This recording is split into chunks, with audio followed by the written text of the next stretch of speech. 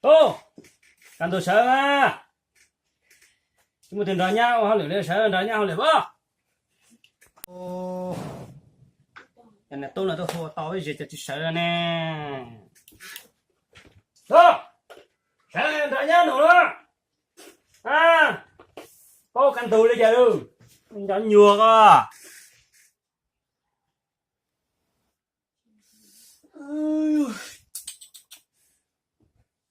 chính đấy nó chính trâu chú đi trâu chú quỳnh linh tô bao tiền luôn sáng đan tu sáng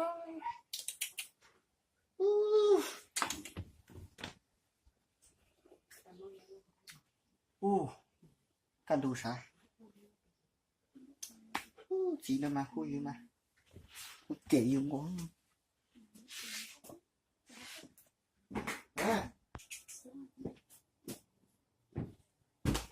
thế cậu hút cuốn luôn mà nha ô nhìn tôi gọi giờ chỉ quản được cả giờ sẽ liệt à trâu rùa ba nhang chỉ con chỉ họ lửa tiêu á trâu rùa chứ cứ thì trâu rùa bây giờ lâu là tôi sợ nè lùa tôi sợ đi con nhá chị này lúc khoan như sợ cánh rồi nhìn có gió tung này nó không cho kia sao nhà này chỉ một mà tôi nhà chỉ họ lửa tao không phát rồi đâu á ui chính ui nó thì đi cho lâu chỉ bao đi cứng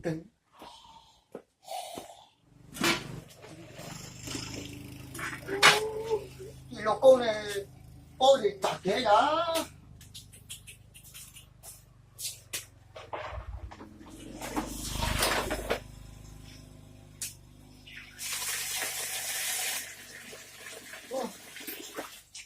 nó cá sấu tông mình cá sấu tông chưa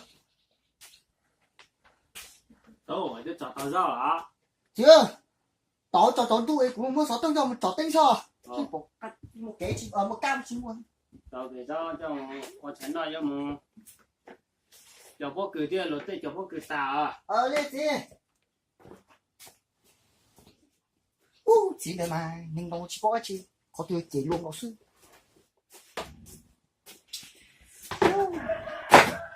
ngon rồi đây phải còn thế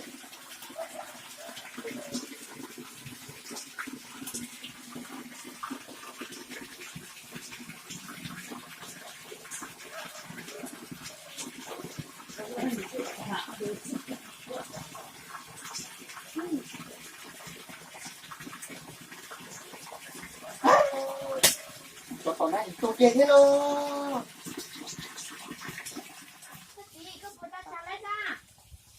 ôi điệu của trình ôi đồ chị đâu tù lô ôi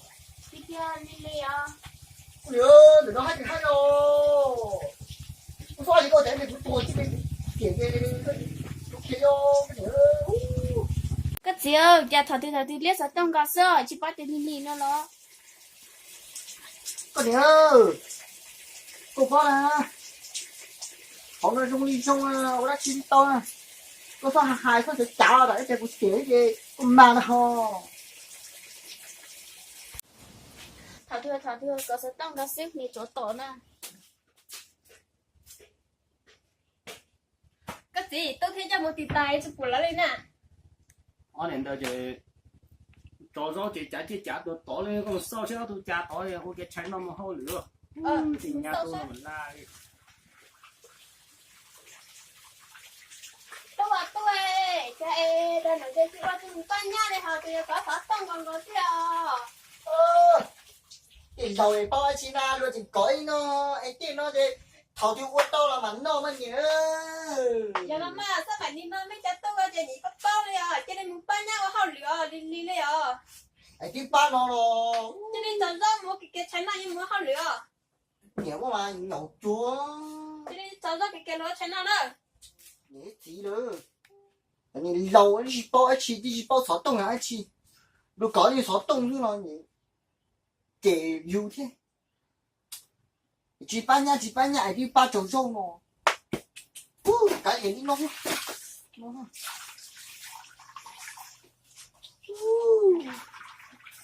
chả chỉ đua mà đua đi đâu chứ thả trâu nó chỉ trâu của nó kia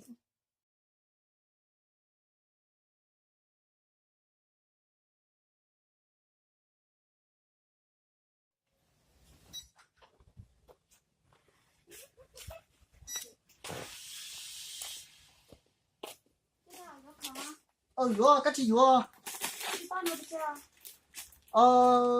tới bia cho của tỉnh liên sao tông ít bia cho của mặc thế có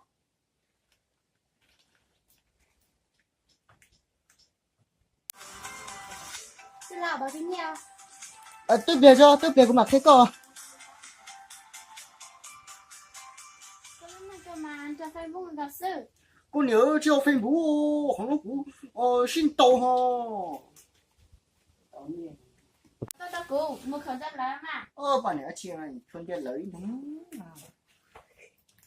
tôi một cái không đó con nó baby à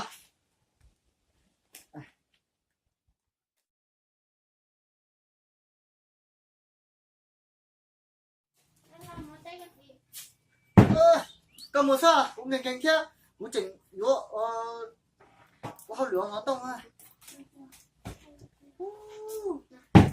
có tí tổ tiêu ở đây tả lý sư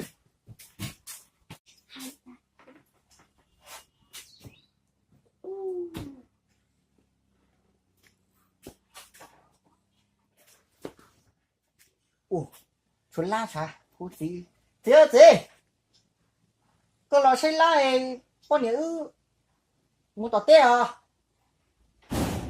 dạ đó gì có lo xây lại anh nhảy bài ở tê à nữa đây mà có lo xây lại cái mùa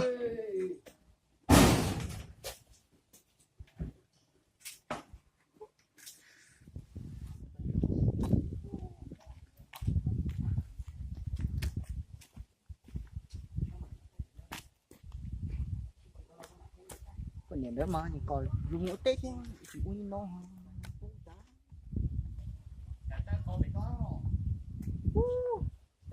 kia Philippe có kia luôn đi có to giá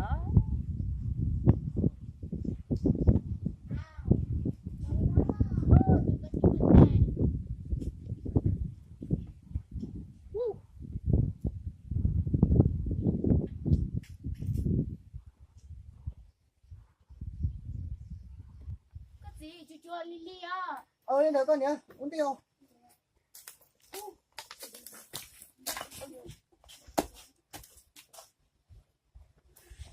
ôi cái tỏ nó xuống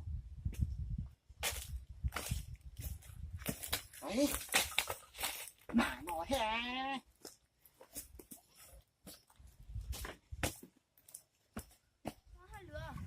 tiếp tiền cho con nhớ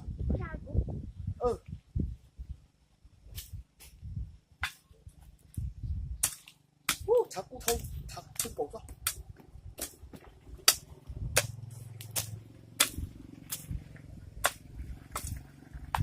đi là bác của đây sao à cũng mà lo cái nhớ. chưa con nhìn tới đã chỉ bốc cháy đi. Thôi tôi nó còn luôn có số. Đó.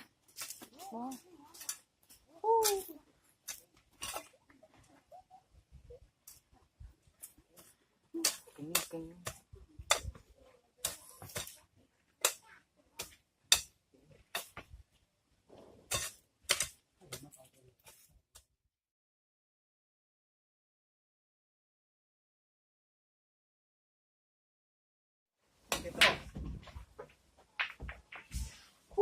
Còn khen đó. người ta cô chưa cho nó thi thế cũng thế nó tụi nó phở cho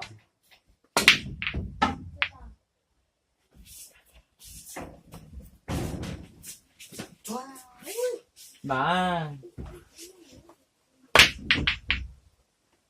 này à Yo, cắt tua à? Tua thế? Cắt tua. Nhưng mà thôi lọ. Cho thôi. Nó để nó chưa? Tua.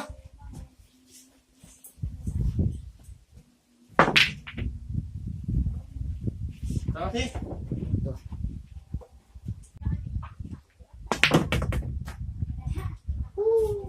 Bên cờ. Anh để tôi đó.